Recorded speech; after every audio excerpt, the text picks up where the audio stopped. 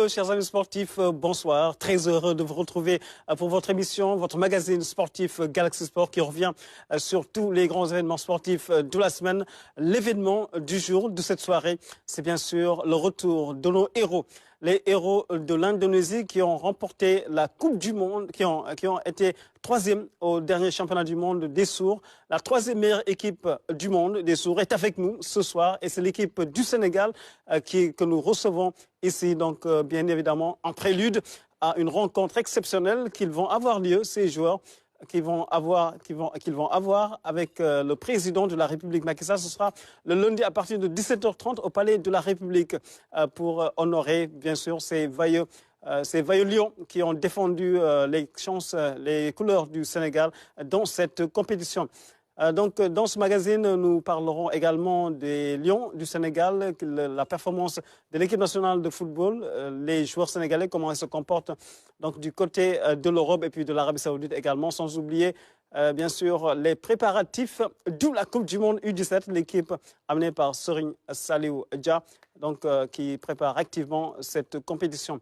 Avec moi sur ce plateau, dans cette première partie de l'émission, Ibrahim Mboup à ma droite. Bonsoir Ibrahim. Bonsoir Pape Biram.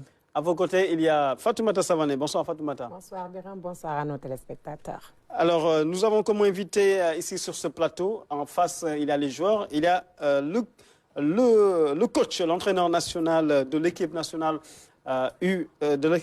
donc, des sourds. Il s'agit de monsieur Souleymane Bara Fomba. Bonsoir, coach. Bonsoir, mon grand.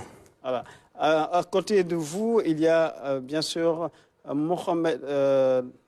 Cheikh Oumar Dian, qui est donc qui est avec nous, avec bien sûr Ibrahim Mboup. Ouais, le président de l'association sénégalaise des sports des sourds, qui est avec nous. Et puis, comme traductrice-interprète, Naomi Kofi Kwaku, qui va nous accompagner tout au long de cette émission pour la traduction pour nos amis donc, malentendants.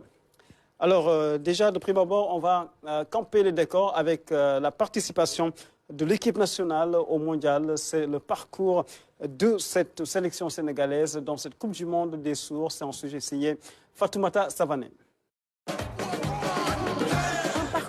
Honorable pour les Lions sourds du Sénégal. Les hommes du coach Fomba ont décroché la médaille de bronze, une troisième place conquise avec beaucoup d'abnégation et d'engagement, une victoire sur l'Égypte, 2-1. Après une bonne entrée en matière face à l'Argentine 2-0, les Lions sourds vont remporter leur premier match avant de buter sur l'Ukraine en demi-finale. Auparavant, les coéquipiers de Khadim Maro ont réussi à se hisser en quart de finale en s'imposant face à l'Arabie Saoudite 3-0. Et pour faire face aux États-Unis, ils ont battu les Américains 1-0 pour passer en demi-finale. Les Lions malentendants seront encore une fois stoppés par les Ukrainiens après un match disputé, 1 but partout après la prolongation. Les champions d'Afrique vont s'incliner après la séance fatidique des tirs au but 7-8. Les Lions vont atteindre leur objectif de se hisser au podium et ils y arriveront en s'imposant face aux pharaons d'Égypte 2-1. Une troisième place honorable et méritée pour les Lions malentendants qui reviennent du mondial de Malaisie, auréolés et faisant la fierté de tout un peuple. Ah oui, ils ont fait la fierté de toute une nation, n'est-ce pas Fatoumata Savané? Oui. Ils ont quand même fait un brillant parcours, hein, ce qui n'était pas du tout évident, parce que déjà pour jouer leur premier match, ils sont arrivés juste la veille et c'était difficile après des heures donc de vol. Et ils ont réussi à bien entrer dans la compétition 2-0 face à l'Argentine, une des équipes phares quand même de cette compétition. Mais je pense que ça a ouvert leur appétit de lion et voilà, ils se sont débrouillés comme des grands en passant donc des équipes difficiles à battre comme les États-Unis, mais également comme l'Arabie Saoudite et pour arriver enfin en demi-finale et buter sur l'Ukraine, les champions donc olympiques également.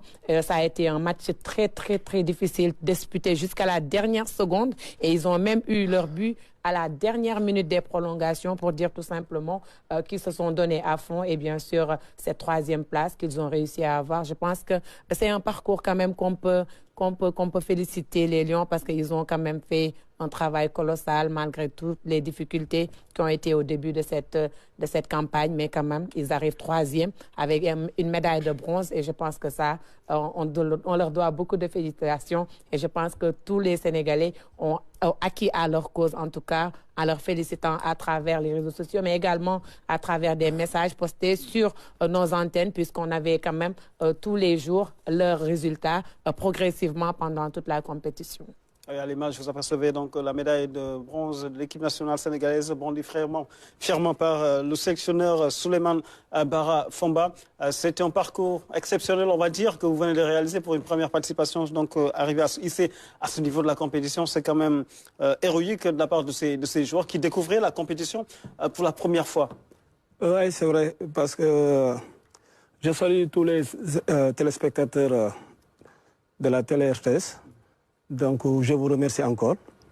Donc, ça a été une compétition très disputée parce que avant, on ne pensait pas que ça va être facile parce que vu les conditions qu'on a préparé la compétition, c'était des conditions très difficiles. Mais quand même, ça nous a donné beaucoup de force pour aller là-bas, pour faire ce résultat qu'on a fait. D'accord. Alors, c'est des conditions difficiles, on l'a tous vécu ensemble. Ça a été pour vous une source de motivation, beaucoup moins qu'un handicap? Pour nous, on savait que ça va être très difficile, parce que vu la condition qu'on a préparé la compétition, c'était très difficile. Mais à un moment donné, il y avait un problème. Le problème, est-ce qu'on va voyager ou on ne va pas voyager? Parce qu'à ce moment-là, les joueurs étaient un peu énervés et puis on doutait, parce que est-ce qu'on va partir? Donc après... après, ils nous ont confirmé qu'on va partir le jeudi matin. Donc après ça, j'ai remobilisé encore, motivé encore pour leur dire que ces situations-là, ça doit nous renforcer, ça doit nous donner beaucoup d'envie de faire quelque chose là-bas. Et vous avez senti cette envie d'aller gagner cette compétition de la part de ces joueurs? Oui, parce que... faire quelque chose d'énorme? C'est-à-dire la préparation nous a aidés beaucoup pour nous permettre d'aller là-bas et faire la bonne compétition. Parce qu'on avait des matchs amicaux qu'on a joués, presque on a joué 19 matchs. Parce qu'on savait qu'il y avait quelque chose dans les gosses, sur les gosses. Donc on devait, c'est-à-dire pour le matérialiser, il fallait aller là-bas pour le démontrer. C'est ça qu'on a fait. Alors, à vos côtés, il y a Cheikh Oumar Dieng, c'est le président de l'Association des sports des sourds. Alors, Cheikh Oumar, dites-nous, par rapport aux conditions de préparation, Fomba est revenu largement là-dessus. Qu'est-ce qui a fait la différence? Qu'est-ce qui a poussé cette équipe à aller donc chercher quelque chose d'énorme à cette compétition?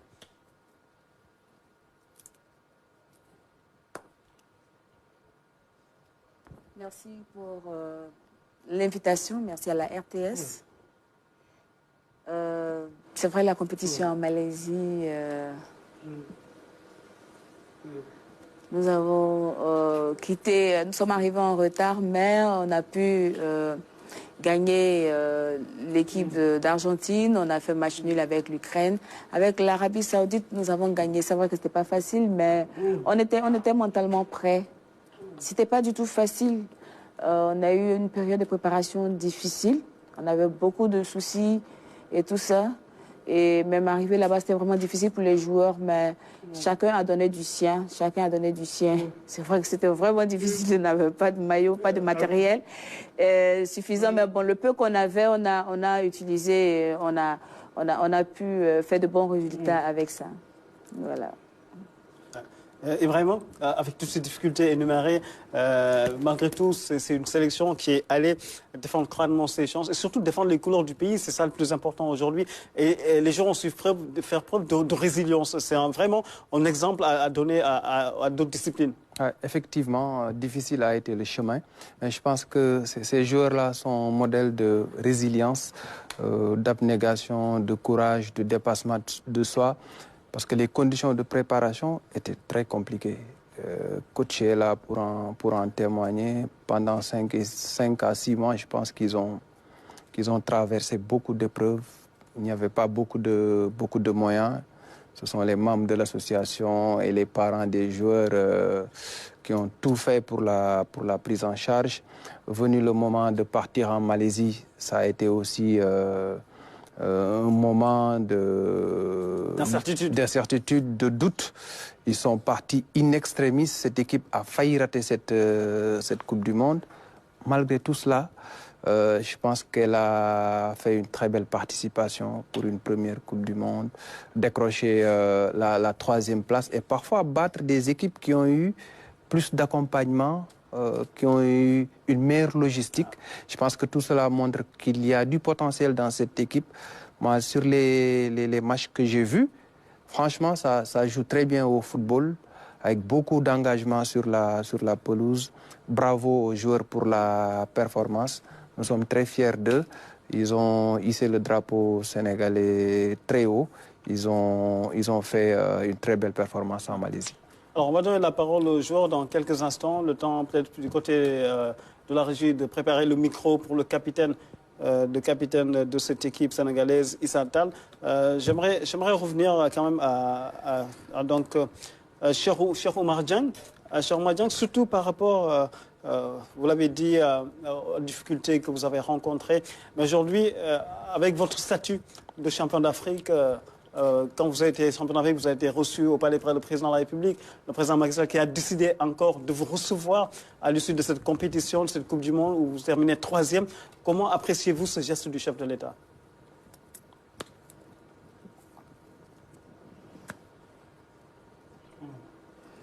Concernant la réception par le président de la République qui nous reçoit le 30 octobre, vraiment, nous sommes contents. Nous sommes contents.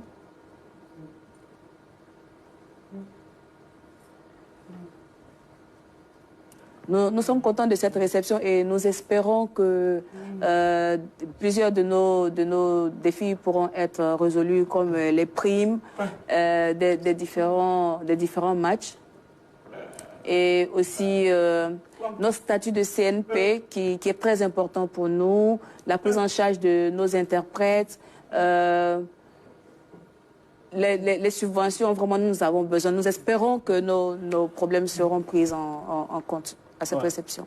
Beaucoup d'attentes, Fatoumata Savané, par rapport justement à cette rencontre très attendue par cette sélection et également par l'ensemble de la communauté, hein, parce que il représente également une partie importante de la société sénégalaise qui ont leur place et leur mot à dire dans le pays.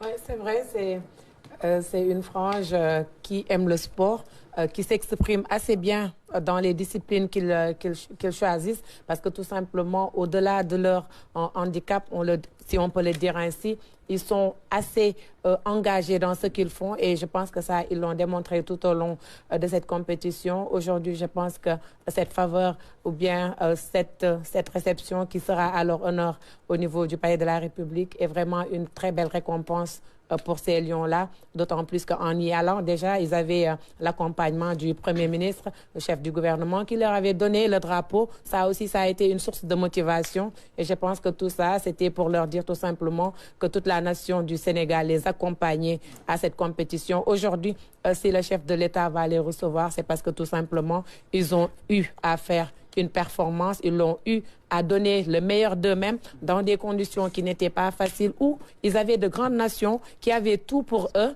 parce qu'ils ont voyagé à temps, ils ont eu le temps d'arriver dans un meilleur moment à la compétition, à 2 semaines, à 1 semaine, à 10 jours. Et eux, ils étaient là juste la veille. Donc tout ça, c'est pour dire qu'ils étaient vraiment engagés pour donner aux Sénégalais des moments de bonheur qu'ils nous ont donnés, parce que tout le monde les a suivis quand même via les réseaux sociaux pour voir un peu leur comportement dans cette compétition. Et pour une première participation à cette 4e édition de leur Coupe du Monde, je pense que ça, c'est une très belle récompense, le fait de les recevoir, Inch'Allah. Alors, on va prendre l'avis du capitaine, le capitaine Issa Tall, qui est à ma gauche en vert. Alors, comment est-ce que vous avez vécu cette Coupe du Monde?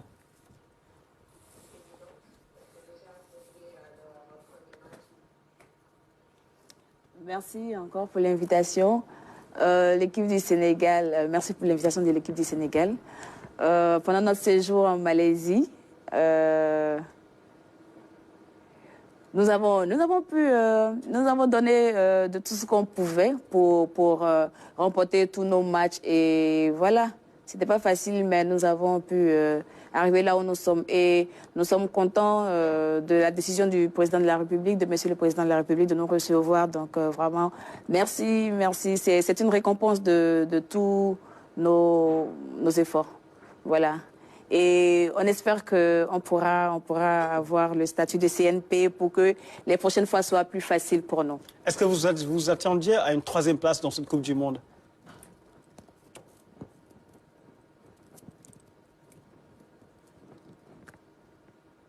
Oui, on avait la rage, on voulait être sur le podium.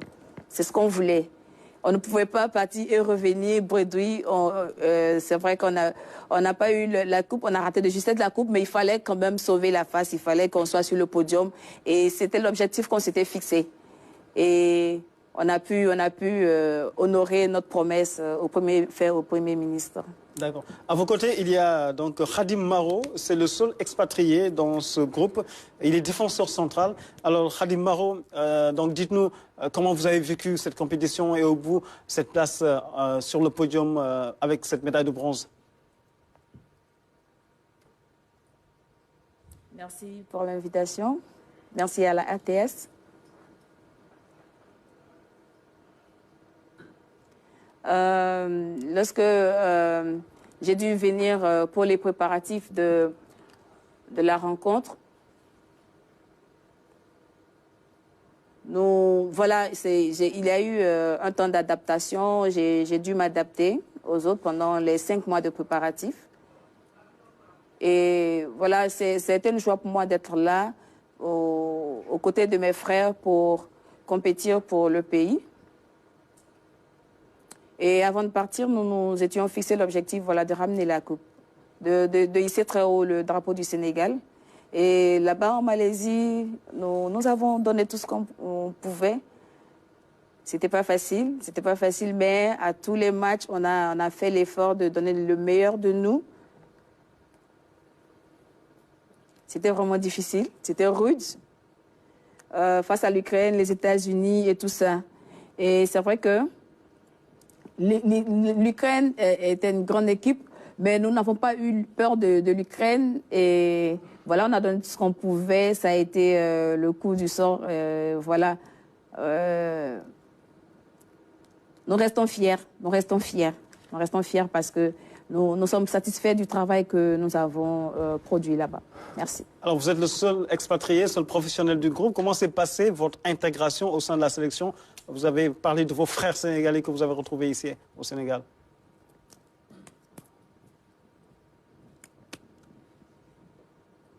Lorsque je suis arrivée de France, la première fois, j'étais un peu dépaysée parce que ce n'est pas les mêmes conditions de travail. Bah bon, j'ai dû m'adapter. Voilà. OK. Alors, on reviendra tout à l'heure du côté des joueurs pour notamment donner la parole à Khadim Diaw, le gardien de but, excellent gardien, et aussi à Mohamed Ndiaye, le meilleur buteur. Mais je reviens au coach. Alors, dites-nous, dans cette compétition, vous jouez l'Ukraine, donc vous faites 2-2 en match de poule, et vous retrouvez l'Ukraine en demi-finale qui finalement vous sort de la course pour la finale. Qu'est-ce qui a fait la différence, à votre avis, dans ces 2 matchs? C'est-à-dire, au départ, quand on venait dans cette compétition, on savait que l'Ukraine est l'une des meilleures de cette compétition. Mais comme il est dans notre poule, il fallait qu'on joue avec eux. Donc on savait qu'on va jouer avec une équipe costaud, expérimentée. Et en disant que c'est les champions olympiques. Donc on devait jouer avec eux. Le match qu'on a joué, on a mené 2 fois de suite, mais ils ont égalisé. Mais après ce match-là, on s'est dit qu'on peut aller plus loin. Parce que le match qu'on a fourni avec l'une des meilleures équipes de ce tournoi, on sait qu'on peut aller loin. La malchance qu'on a sur la demi-finale, on n'a pas de réussite parce qu'on n'était pas lucide devant les buts. Parce qu'on avait 3 occasions en deuxième mi-temps qu'on pouvait marquer. On ne pouvait pas aller à la prolongation. Mais on est parti à la prolongation, on a fait un but partout. Donc, aux séries de pénaltys, ils nous ont gagné. Donc, par chance. Ouais, ça se joue à pas grand-chose, hein, Ibrahim. Vous n'avez pas senti un peu de fatigue lors de la prolongation? Parce que moi, en suivant le match, je me suis dit que les joueurs étaient un peu émotionnés. Même en première mi-temps, les joueurs étaient un peu lourds. C'est pour cela que j'ai fait 2 changements après la deuxième mi-temps. Donc, on sentait qu'il y avait la fatigue parce qu'on a enchaîné des matchs. Et puis, on n'a pas la chance de récupérer parce que venir la veille, jouer le lendemain, tu récupères le surlendemain, tu joues encore. On a beaucoup joué avant. C'est ça qui nous a un peu fatigués. Ça s'est senti. Oui, parce qu'il y avait des joueurs qui étaient blessés, mais on ne pouvait pas les changer parce qu'on n'avait pas le choix. Ils ont joué malgré les blessures. Effectivement. Mais quand même, avec la blessure, mais ils nous ont donné satisfaction. Ça également, c'est un modèle de résilience. Jouer blessé, avec la douleur, on tient à défendre le maillot, c'est quand même important. Effectivement, parce qu'on sait que lui seul, il peut régler le problème de l'équipe. Le jeune Serigne Mbaye, je ne pense pas qu'il est là. Parce qu'il fait partie des meilleurs de notre attaque. Il fallait le laisser sur le terrain. Parce que sur une action, il peut tout régler.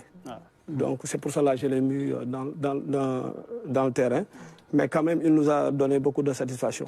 Mais coach, quelle était l'ambiance dans le groupe avant et après les matchs? Et comment vous faisiez pour faire passer votre message auprès du groupe? C'est-à-dire, je suis avec eux depuis presque 3 ans. Je les connais tous. Donc sur la préparation, c'est là-bas qu'on a commencé à se familiariser entre eux. Donc eux, ils ont compris le profil de jeu que je veux. Et le jour, ce que je demande aux joueurs, eux, ils le savent. C'est pour cela que la communication est très facile de le passer. Donc eux, ils savent que moi, je suis un gagnant. Je les impose tout le temps de faire plus et de ne pas jouer avec la grosse tête. Chaque jour, il faut faire plus.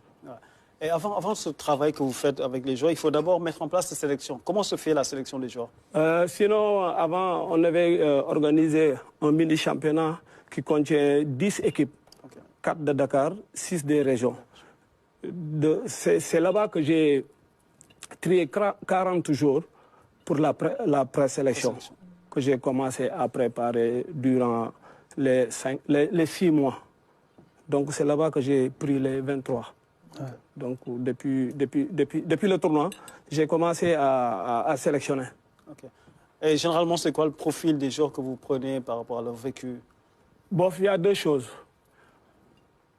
L'important, c'est le joueur, est-ce qu'il a les capacités de nous apporter quelque chose ou pas? Le profil, c'est ça. Être un bon footballeur, discipliné et prêt à tout. Et vous avez retrouvé ça en ces jours-là? Oui, c'est pour cela qu'on a cette réussite-là. Champion d'Afrique, puis 3e de... Parce que sur les champions d'Afrique, sur les 23, il y avait 12 et 11 nouveaux.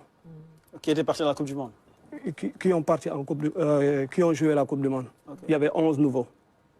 C'est un choix délibéré de votre part ou bien c'est un choix d'avoir... Non, c'est pas un choix. Non, c'est pas un choix. C'est-à-dire, moi, je vois le football, le présent. C'est-à-dire, je prends les joueurs qui sont... Les performances du moment. Ok, effectivement. D'accord. Parmi tous les champions d'Afrique, tous n'étaient pas compétitifs pour aller jouer à la Coupe du Monde. Effectivement.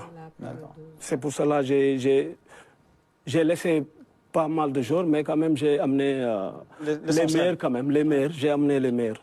Les meilleurs du monde. Effectivement, ils ont réussi quand même. Il faut aussi rappeler que c'est un coach qui a du vécu parce que Souleymane Bara Fomba a joué à la Jeanne d'Arc.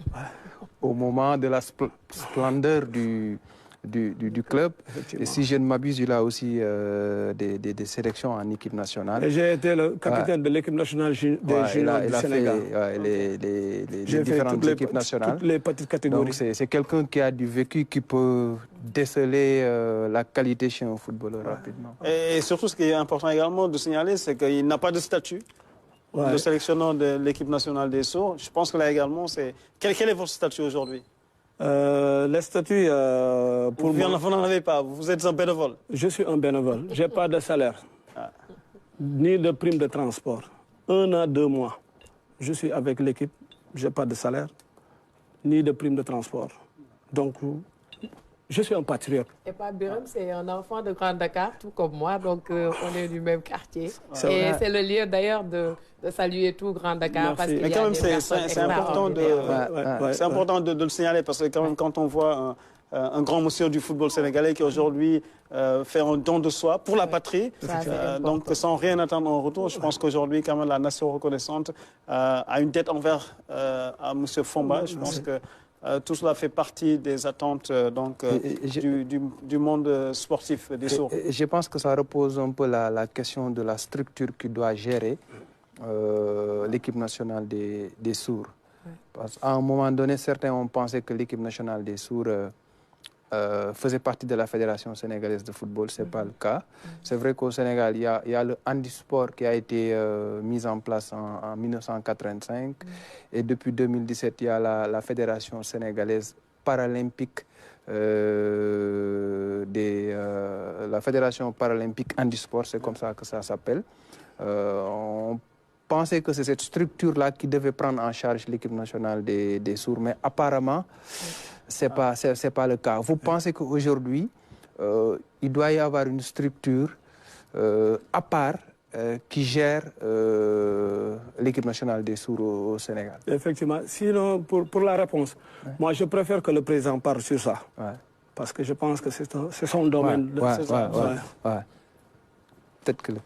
Vous pensez qu'aujourd'hui, il doit y avoir une structure qui gère l'équipe nationale des sourds? Comme nous le disons depuis, nous sollicitons qu'il y ait un CNP pour nous, que notre structure soit transformée en CNP parce qu'on a beaucoup de charges, on a beaucoup de besoins, mais on n'a pas de fonds à cause de notre statut. Voilà.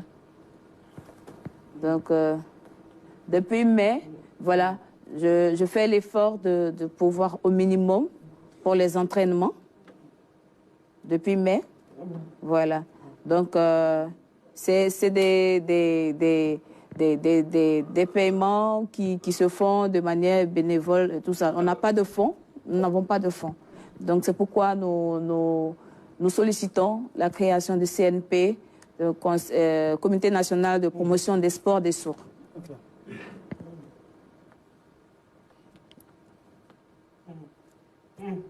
Donc, pour le coach, voilà, c'est vrai qu'il n'a pas de salaire, mais de temps en temps, on essaie de faire des gestes pour qu'il puisse quand même être un peu soulagé pour le transport. Donc, avec l'aide d'Emmanuel Sow, on essaie de faire ce qu'on peut, mais vraiment qu'on puisse avoir la signature de notre CNP. Et ça va nous permettre également de pouvoir prendre en charge nos interprètes, tout ce dont nous avons besoin également au niveau des sourds, parce qu'on a beaucoup de besoins. Et à ma connaissance, sur le plan international également, il y a des associations sportives, des fédérations de football de sourds sur le plan international qui gèrent les équipes nationales qui vont jouer dans les Coupes du Monde. C'est bien cela? Oui, exactement. Au niveau international. Voilà, il y a le sport des sourds qui est très différent de handisport au niveau international. Parce que nous n'avons pas les mêmes besoins. C'est vrai qu'on peut collaborer de temps en temps, mais on ne peut pas être géré par handisport parce qu'on n'a pas les mêmes besoins. Et ça, au niveau international, c'est clair. C'est clair, donc on souhaiterait que cela soit également implémenté au niveau du Sénégal. Donc voilà, c'est pas possible qu'on puisse être géré par handisport parce que on a des réalités qui sont très différentes des Paralympiques. Voilà. C'est vrai qu'il y a eu beaucoup de confusion. Des gens qui pensaient qu'on était géré par Handisport, mais il n'en est rien. Voilà. Donc, on a fait ce qu'on pouvait, mais là, c'est lourd, et c'est pourquoi nous réclamons la création du CNP. Nous apprécions des collaborations de temps en temps, mais c'est pas en matière de gestion. Voilà, c'est le CNP qui pourra nous faciliter la tâche.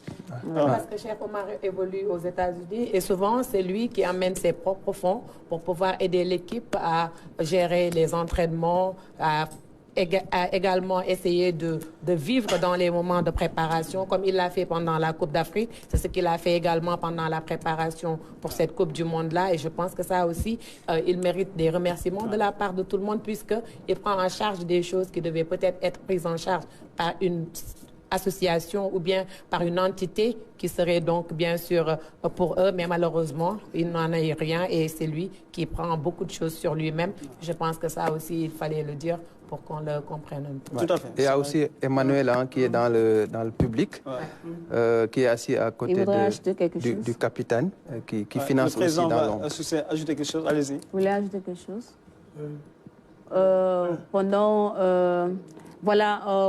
notre séjour en Malaisie, nous avons eu le soutien de l'ambassadeur, de monsieur l'ambassadeur du Sénégal en Malaisie qui était toujours là. Il était présent du premier au dernier match. Il était toujours présent au stade.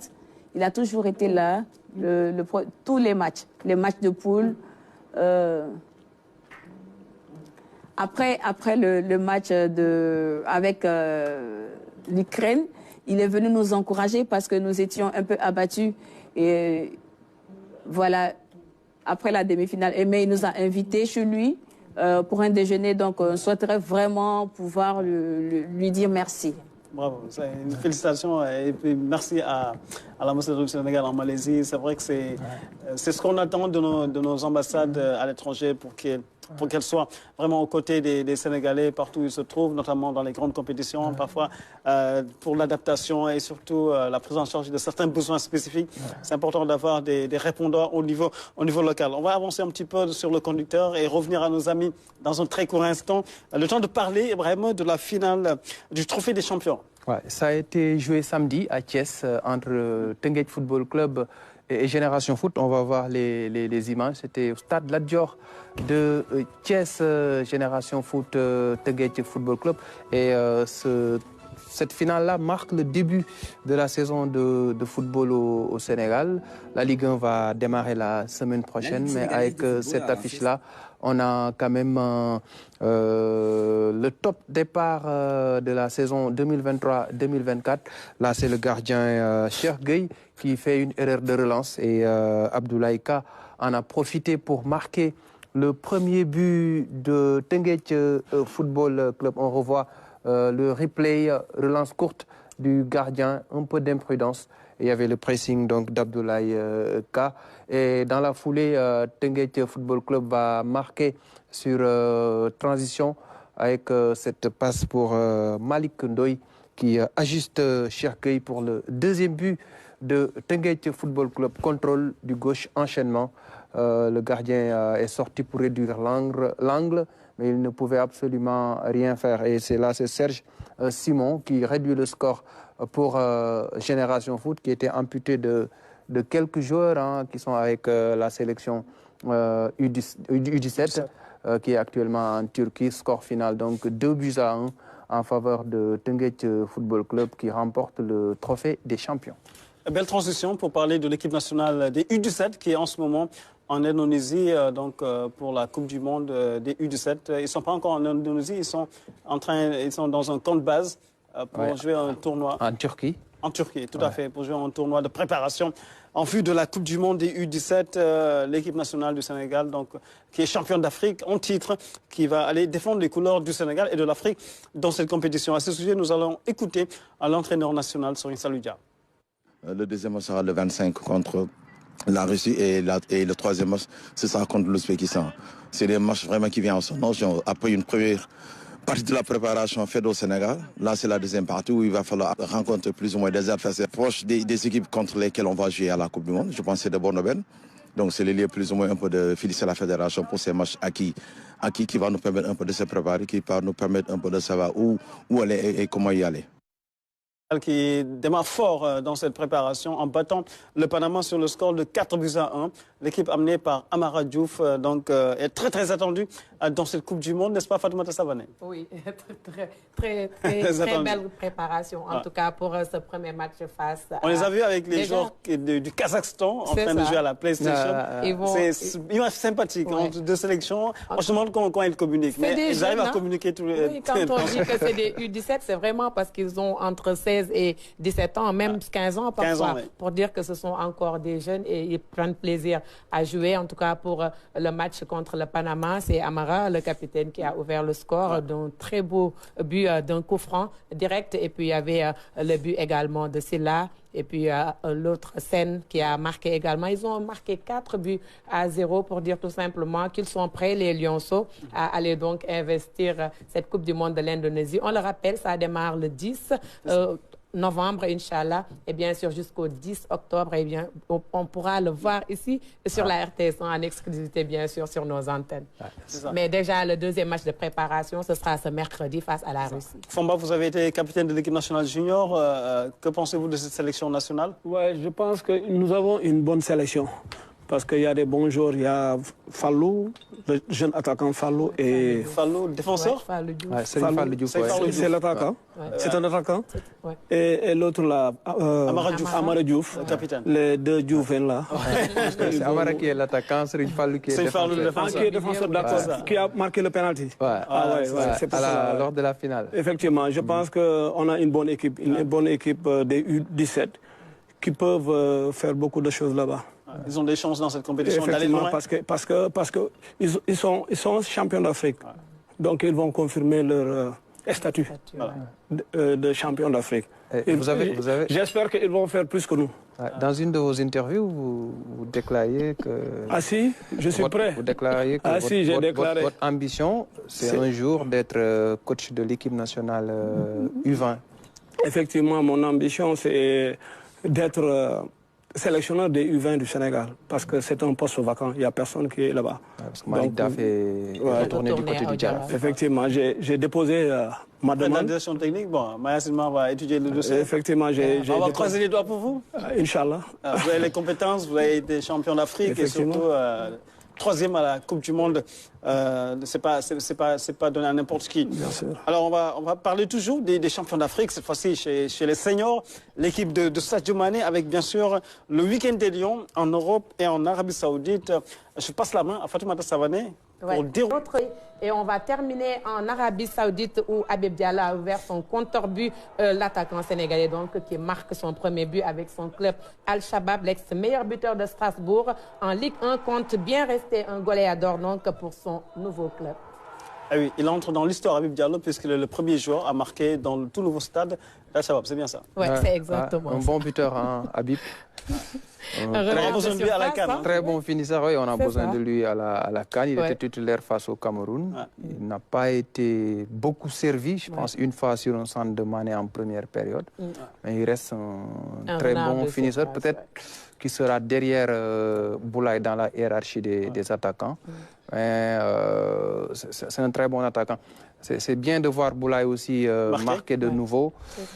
Il a eu une fin de saison difficile l'année passée avec une opération, soit blessure au genou. Là, il revient peu à peu à son meilleur niveau et je pense qu'il a été très décisif avec ce doublé qui permet à Salernitana de décrocher le nul face à Cagliari.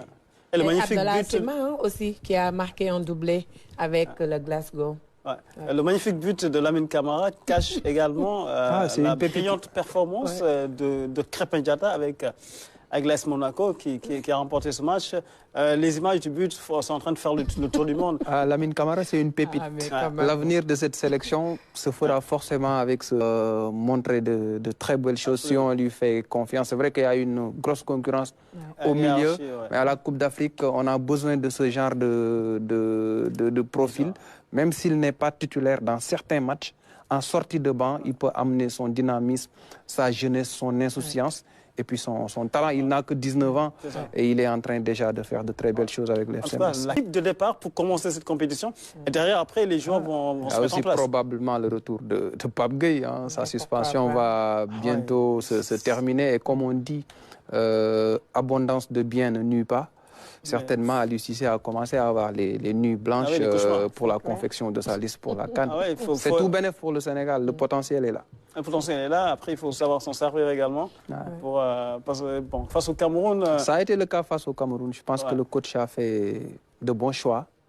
Et je suis convaincu que s'il continue de faire les bons choix, avec le groupe que nous avons, on est capable d'aller réaliser le doublé à Abidjan. Ça sera difficile, très difficile, parce que le Sénégal est attendu.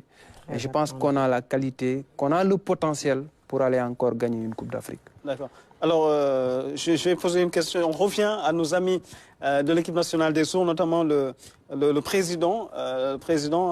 Vous avez joué contre l'Égypte lors de la 3e place. Est-ce qu'à un moment donné, vous avez pensé à cette confrontation entre le Sénégal et l'Égypte à Dakar et également lors de la finale de la CAN pour motiver un petit peu les joueurs?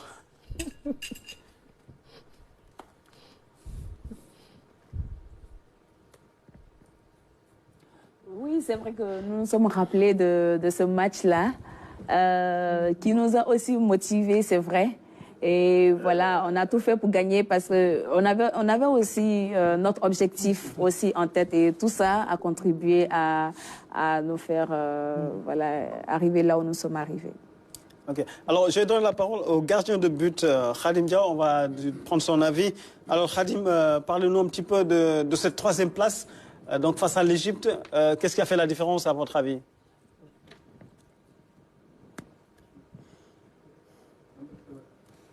Merci beaucoup pour l'invitation. Voilà notre progression. Voilà, on a progressé, on a eu de bons matchs et avec au niveau des demi-finales, voilà, ça a été difficile, mais contre l'Égypte, on a donné tout ce qu'on pouvait pour avoir la 3e place. Voilà, et nous sommes tous contents de cette 3e place. On dit merci à Dieu. Merci beaucoup. Et c'est sûr que la prochaine fois, on ramènera la coupe. Voilà, c'était pas facile, mais bon, on a fait ce qu'on pouvait.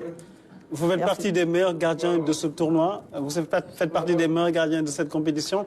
Vous avez été gardien à Ndiambour de Louga. Votre vécu également a contribué, bien sûr, à rehausser l'équipe.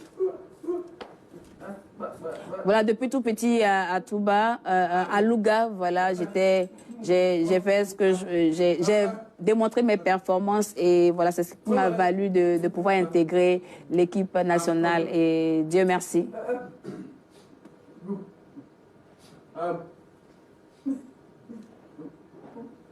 Ok, au niveau du Kenya, on a fait une belle performance. Au Brésil, ce n'était pas vraiment ça, mais là, avec en Malaisie, on a fait un bon travail parce que le coach était là pour nous donner tout ce qu'il fallait comme conseil. Il a été là, il nous a motivés. Et on dit vraiment merci au président de la République, on dit merci à tous les Sénégalais pour le soutien. Que Dieu vous bénisse. Merci beaucoup à Emmanuel également pour le soutien. Merci beaucoup. Et merci à Hadim Maro. Merci à tout le monde. Voilà, tout le monde était là pour nous. Merci à tout le monde. Ouais. Bravo. Bravo. Alors, le meilleur buteur, donc Mohamed Ndiaye, on va prendre son avis. Alors, Mohamed, dites-nous, vous avez été auteur d'un doublé dans cette compétition. Comment se fait-il qu'aujourd'hui, comment appréciez-vous la trajectoire, le parcours de cette sélection pendant la Coupe du Monde? Content d'avoir fait ce doublé-là. Au départ, voilà. Dans les différents matchs, un total de 6 à 7 buts. Et c'est pour la compétition, je suis vraiment content. Je suis fière. Je suis fière. Voilà. Ouais, est-ce que c'était facile pour vous?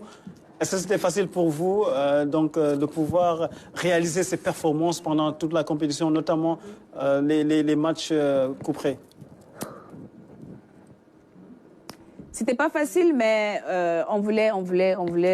C'était quoi votre motivation? Voilà. Quelle était votre motivation pour tout donner sur le terrain?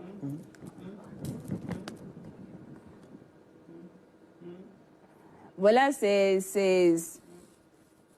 pour des performances personnelles, c'est des objectifs personnels que je me suis fixés. Et là, Dieu merci, j'ai pu atteindre ces objectifs-là. Ok.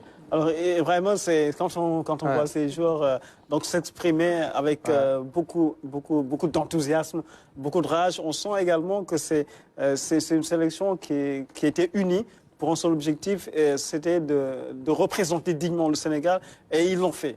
Ah, ils ont du talent. Ils avaient à cœur de faire une bonne participation.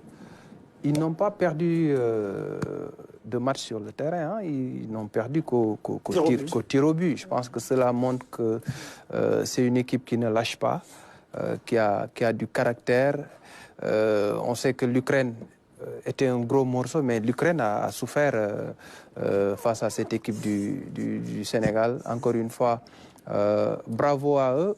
Et ce sont des joueurs qui ont du vécu aussi, parce que Khadim est bien connu du côté du Ndiambour. Avant l'émission, Hervé me disait que Mohamed est un joueur de Navetan du côté de Yen aussi. Donc ce sont des joueurs qui ont l'habitude de certaines compétitions. C'est vrai que la Coupe du Monde, c'est un niveau, un cran en dessus, mais je pense qu'ils ont montré qu'ils avaient du talent et leur participation va rester dans les annales parce que pour une première fois, ils se hissent jusqu'en demi-finale et derrière décrocher cette médaille de bronze. C'est une participation tout simplement historique et là, ils méritent tous les honneurs de la République. Bravo à eux encore une fois. Alors, Famba, que faut-il faire pour maintenir ce niveau de performance à votre avis? Actuellement, donc, il y a des perspectives en vue. Parce qu'on doit jouer la Coupe d'Afrique, mais d'ici 1 an. Mais pour garder cette dynamique-là, il faut avoir un championnat. Il n'y a pas de championnat? Il n'y a pas de championnat.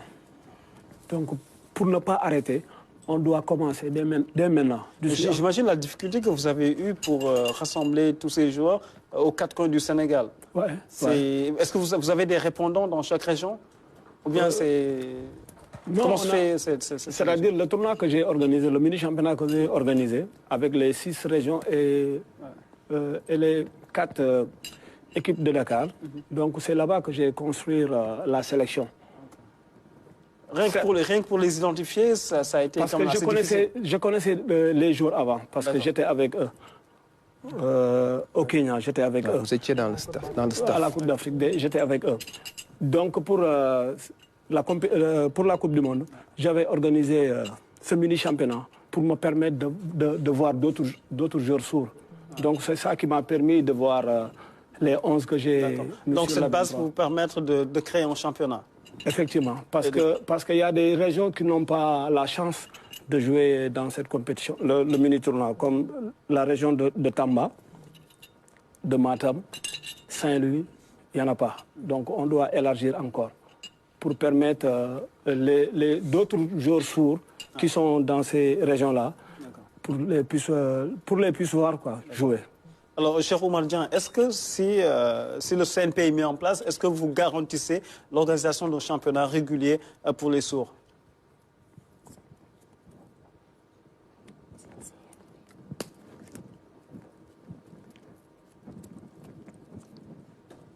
Oui, bien sûr.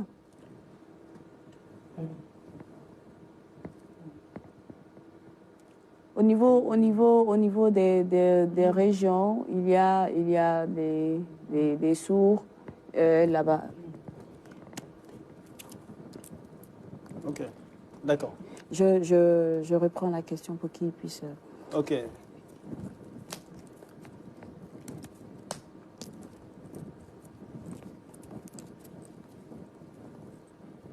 C'est possible, c'est possible. C'est possible. Nous avons beaucoup de joueurs dans les régions et plusieurs disciplines d'ailleurs. Plusieurs disciplines. Les sourds qui évoluent dans plusieurs disciplines dans les régions. le football, l'athlétisme. Et lorsque le CNP sera signé, vous verrez comment ça va. Et je souhaiterais que Emmanuel puisse également ajouter quelque chose concernant voilà, nos activités futures. Coach Fomba a parlé tout à l'heure de la prochaine Coupe d'Afrique, c'est en 2024. Lui, en tant que président de l'Association sénégalaise des sports des sourds, qu'est-ce qu'il attend des autorités pour que le Sénégal puisse organiser cette Coupe d'Afrique? Parce que le Sénégal et l'Égypte sont en pole position pour l'organisation de ce tournoi. C'est vrai que la proposition nous a été faite. Nous avons déposé au niveau du ministère pour avoir l'aval du ministère, mais bon, on n'a pas reçu voilà, de réaction au niveau du ministère, donc ça a été attribué aussi à l'Égypte. Voilà. Donc, c'est officiel, c'est l'Égypte qui va l'organiser. Voilà. Dommage, hein? Ça aurait été bien d'organiser la CAN, mais bon, ce n'est que partie remise.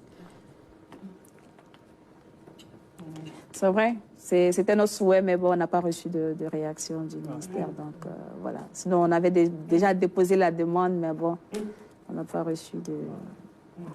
Bon, on va dire que ce n'est que partie remise. Peut-être ça viendra. Je pense que c'est chaque année, la CAN. Chaque 2 ans. Chaque 2 ans. Chaque 2 ans, donc il faut aller défendre le titre en Égypte. Effectivement. Ça ne va pas être simple hein, sur les armées égyptiens qu'on a Bien battu. sûr, ça va être plus simple. Quand on va dire en troisième place. Plus simple. Si on compte, ça dit si on nous donne les moyens. 2026 ou 2027. Voilà. 2026, on a les JOJ. Bon, peut-être les jumelés avec les JOJ, on ne sait pas. De toute façon, le Sénégal, c'est une terre de sport, terre de football. Oui, après les JOJ, voilà. Pourquoi pas? Voilà. En tout cas, il tient à sa canne. Ça serait bien. Hein? Ça serait bien. Ce serait super. C'est une frange de la population. On a beaucoup de jeunes qui aiment jouer, qui aiment s'exprimer dans des disciplines sportives, mais qui n'ont pas l'occasion parce qu'on ne leur donne pas l'opportunité de le faire parce que, comme il dit, on ne peut pas avoir de championnat, on ne peut pas avoir de détection pour eux, pour qu'ils viennent dire quelle discipline ils auraient préféré jouer. Donc, je pense que tout ça, c'est à penser et cette structure-là peut les aider également à avoir les nouveaux talents, les petits-enfants qui ne parlent pas, mais aujourd'hui, qui aiment jouer au foot, peut-être, voilà, qui n'entendent pas, mais qui aiment jouer au basket. Donc, je pense que tout ça aussi, c'est à voir. Oui, tout à fait. Ce qui est... Oui, Charo? Voilà, nous avons les arts martiaux, on a le basket, on a le football, des ceux qui pratiquent tous ces sports-là, au niveau des régions. C'est vrai qu'actuellement, c'est le foot qui est en vue, mais avec la création du CNP, on pourra développer tous ces sports-là. Ce qui est intéressant, Ibrahim, aussi là-dessus à signaler, c'est qu'aujourd'hui, au Sénégal, le handicap n'est plus un frein pour l'expression d'un talent sportif. On a reçu il y a quelque temps Edmond Saka qui prépare les championnats du monde de canoë-kayak, blessé de guerre, qui aujourd'hui, malgré son handicap, a su faire preuve de résilience pour aujourd'hui devenir une grosse satisfaction du Sénégal et même de l'Afrique. Là, c'est une des vertus du sport. Le sport, il est inclusif. Le football en particulier, je pense que c'est l'un des sports les plus démocratisés du monde. Vous pouvez être milliardaire, vous pouvez avoir 100 francs. Si vous avez un ballon, vous jouez au football. Donc c'est inclusif, c'est pas en fonction de la richesse, d'un handicap ou pas. Tout le monde peut jouer au football. C'est ça la force de cette discipline qui unit. Et je pense qu'à travers le sport, à travers le football, ces jeunes-là arrivent un peu à se surpasser, à oublier un peu leur handicap, si je peux m'exprimer ainsi. Et je pense que ça incite aussi les autres à sortir de l'ombre. À sortir de l'ombre, parce que avoir un handicap dans nos sociétés, c'est parfois très complexe par moment. C'est très compliqué. Parfois, vous pouvez être mis à côté à le regard de la société et tout, mais à travers le sport, je pense que ça leur permet de s'épanouir, de vivre leur passion. Et si on voit cette équipe qui est championne d'Afrique, qui va à la Coupe du Monde, ça montre une fois de plus que même avec un handicap, on peut soulever des montagnes. Et c'est ce que ces jeunes-là ont réussi. Oui, Chérou? Donc, je souhaiterais en fait que voilà, Emmanuel puisse ajouter. Ah ouais. Emmanuel, on donne la parce que c'est l'une des personnes qui finance cette équipe. Alors, on va donner la parole à Emmanuel. Ce serait bien d'avoir son avis.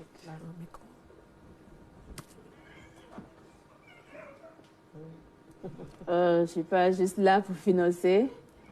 C'est juste renforcer l'association, que les personnes sourdes du Sénégal puissent être assez autonomes, puissent être fortes, voilà, et défendre leurs droits. Voilà, c'est ça mon objectif depuis 1996. Voilà. Ah. Donc c'est vrai que je suis un peu vieux, c'est vieux, mais voilà, depuis 1996, voilà, que nous avons créé cette association et voilà. Au niveau de la Malaisie, nous avons vu une jeunesse des sourds jeunes qui se sont battus, de jeunes sourds, voilà, qui se sont battus.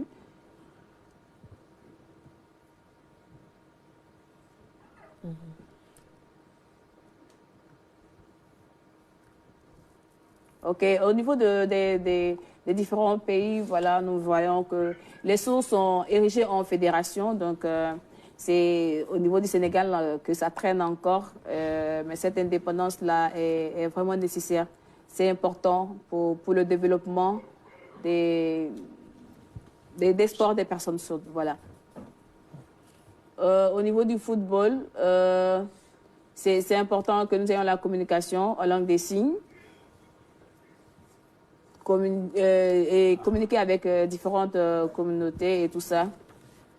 Nous avons, voilà, ce n'est pas une scission que nous voulons faire, mais ce sont nos réalités en fait que nous défendons.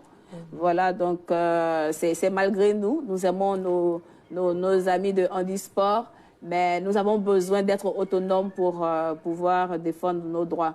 Et voilà, j'ai fait ce que je pouvais, amener ce que je pouvais pour soutenir l'équipe. Voilà, tant que je le peux, je le fais et c'est avec plaisir.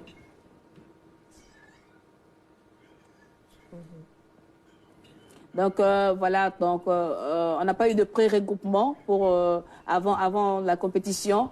J'ai dû débourser de l'argent pour pouvoir regrouper les jeunes à la dernière minute et voilà, faire ce qu'il faut avant le voyage et tout ça. Et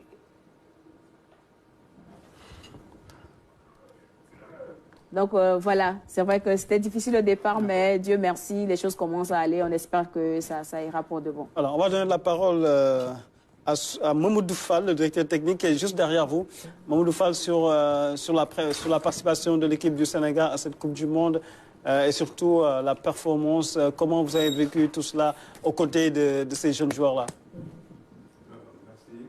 Merci tout le monde. Je m'associe à mes prédécesseurs pour féliciter et remercier la RTS 1 et la RTS 2 d'avoir permis aux Sénégalais de voir ces braves lions qui nous ont valu vraiment ces performances. La population n'a pas eu la chance d'avoir la retransmission des matchs, mais vous leur avez permis, par cette occasion, et avec la RTS 2, de mettre un visage sur l'équipe nationale des sourds du Sénégal, qui mérite beaucoup de respect.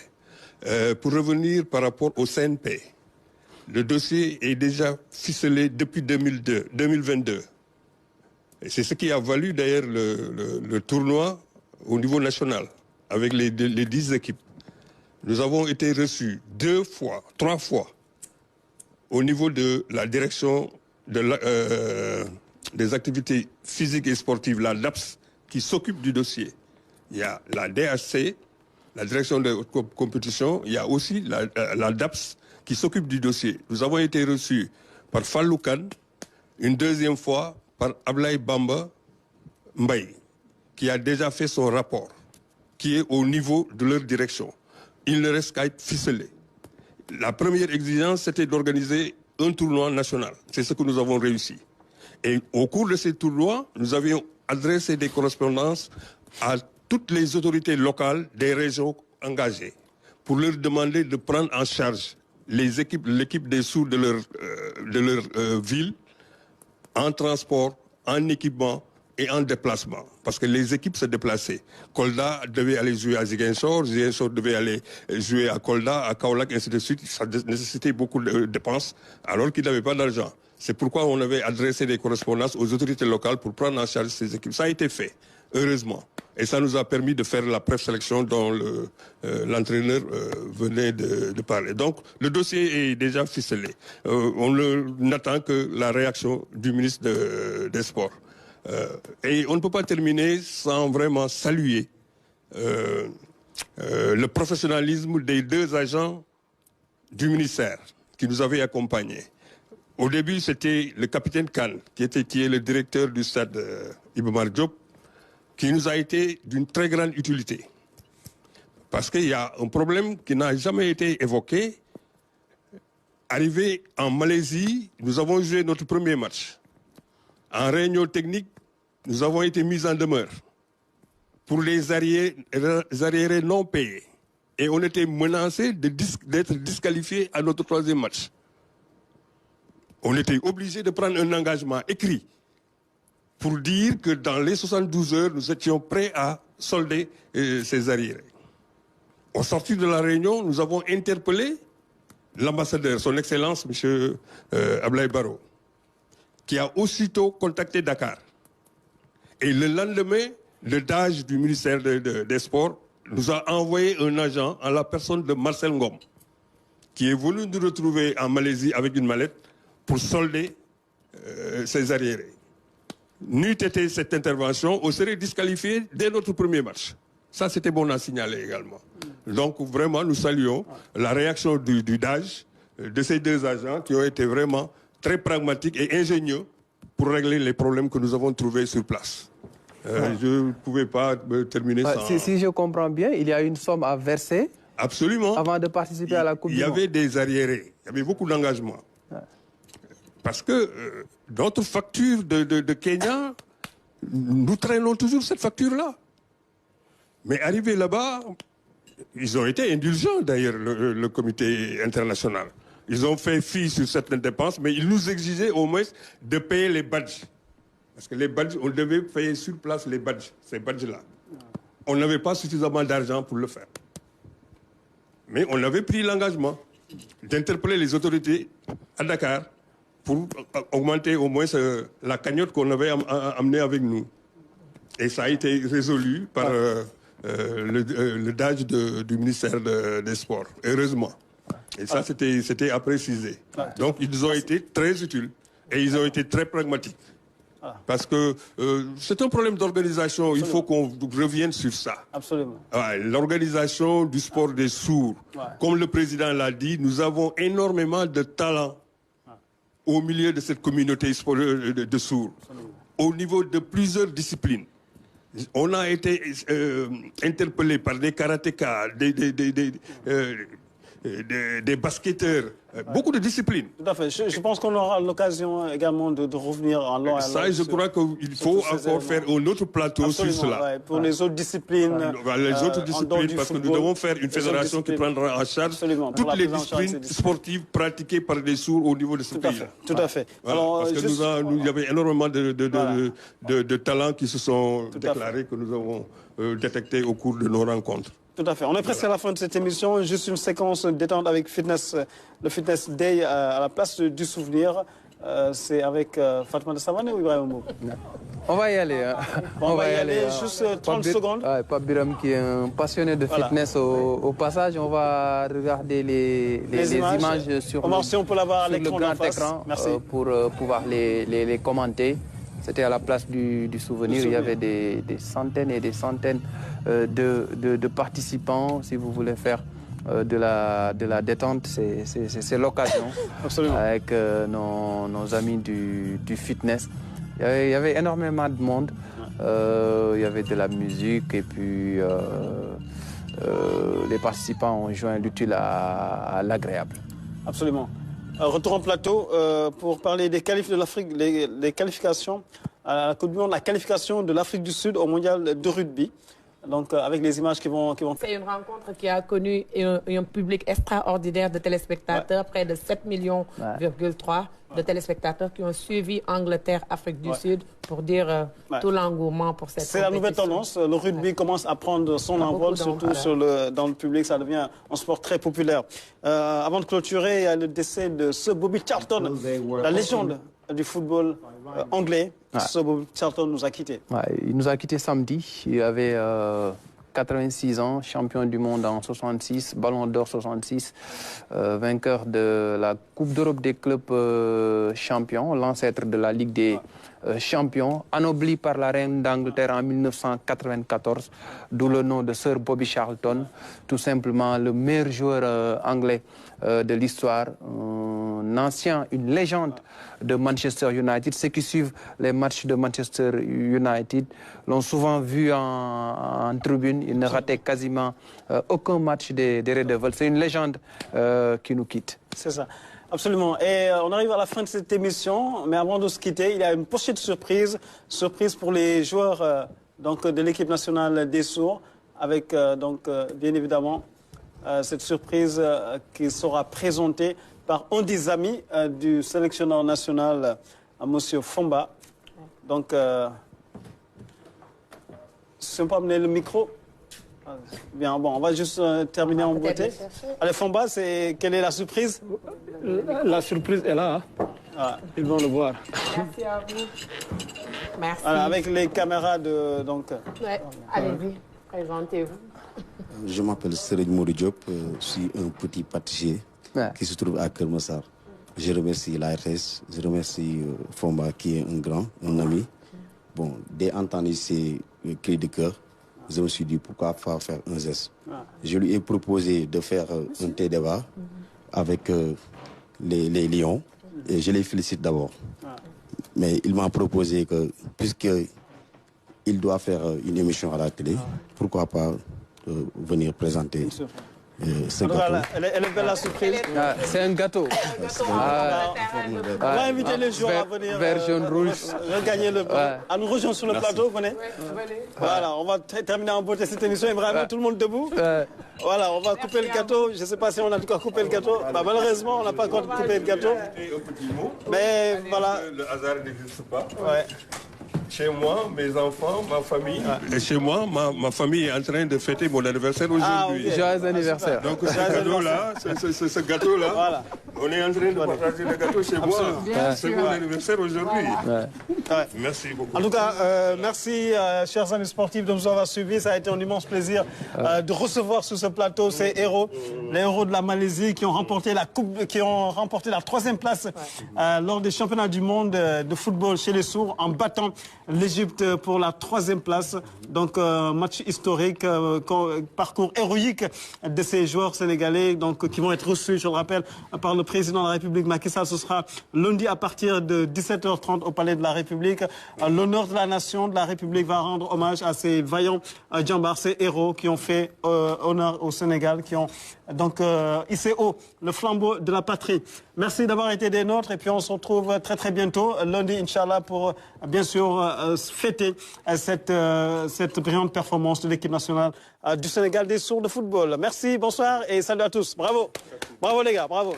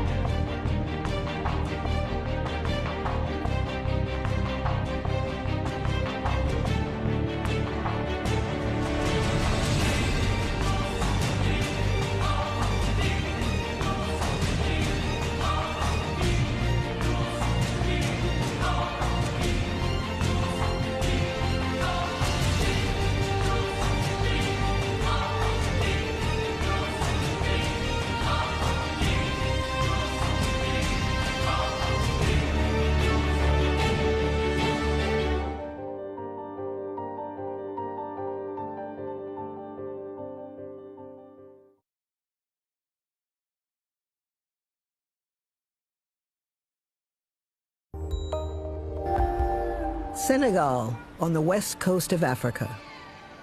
One scientist wants to change the fortunes of his country by looking to the stars.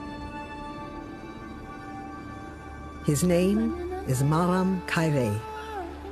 Ever since I was a child, I have had a passion for astronomy. And now I'm taking part in a NASA space mission to help solve mysteries about the origins of our solar system. This is very important.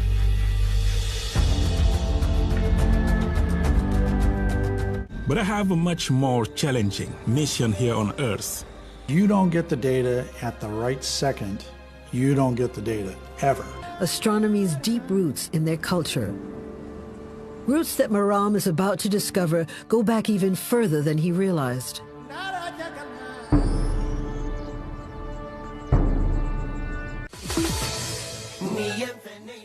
waxtaan féexal sa xol dalal sa xel te jariñu seen talk show fii ci RTS 1 altine ba alxemes jeek ak këram